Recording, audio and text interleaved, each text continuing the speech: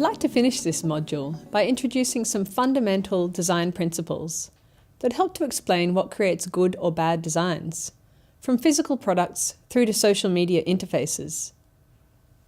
Normally when we see bad design, and I'm sure you can all think of something, it's because the designer hasn't taken these fundamental principles into account.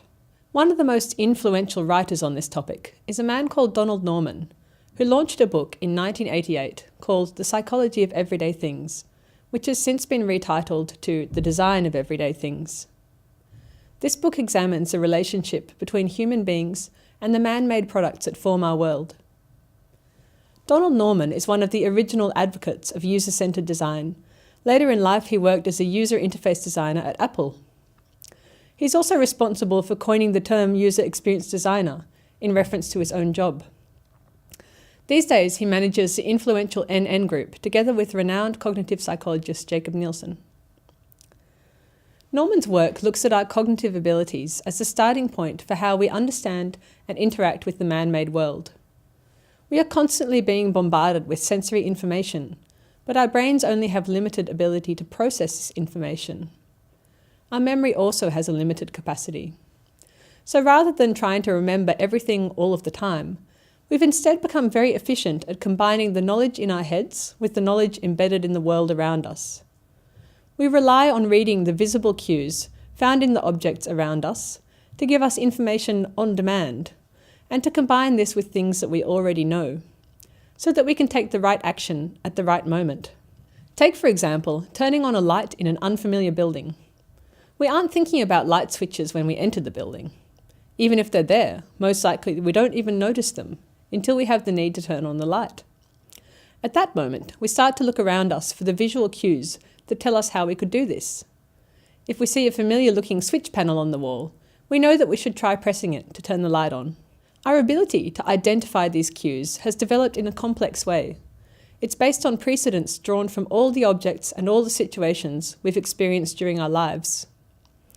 This is why when you're visiting a foreign country, and these cues are different, for example, the light switch needs to be flicked up instead of down, or you need to pull a cord instead of pressing a switch, you might find yourself having trouble. The knowledge in the world doesn't match with the knowledge in your head. As a result, you take the wrong action. Because of the strength of these kind of precedents, many types of industries establish conventions. These are expected ways of doing things. The conventions are sometimes even set by industry regulatory bodies or even law. For example, which side of the road we drive on. But more often, they just happen informally over time, as certain ways of doing things become more and more established in society. Conventions are the reason why we expect the back button on a website to be in the top left corner, or the indicator switch of a car to be on a lever behind the steering wheel. When designing a new product, it's very useful to follow these conventions. The more designers who follow the same conventions to do the same things, the more predictable and easy to use the man-made world around us becomes. In 1977, Alexander et al. Wrote an influential book that developed the concept of design patterns, a notion that has strong ties to the idea of conventions. A design pattern is an expression of how to solve a specific problem within a given context. Although the original design patterns were developed to solve architectural problems, this approach has spread over a broad range of other industries. Importantly for us, this includes user interface design. When we look closely at social media platforms, we can see that design patterns form the building blocks of much of what we see.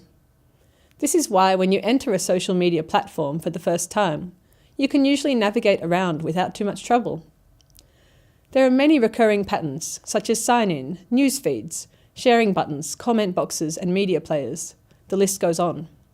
Take, for example, the sign-in pattern.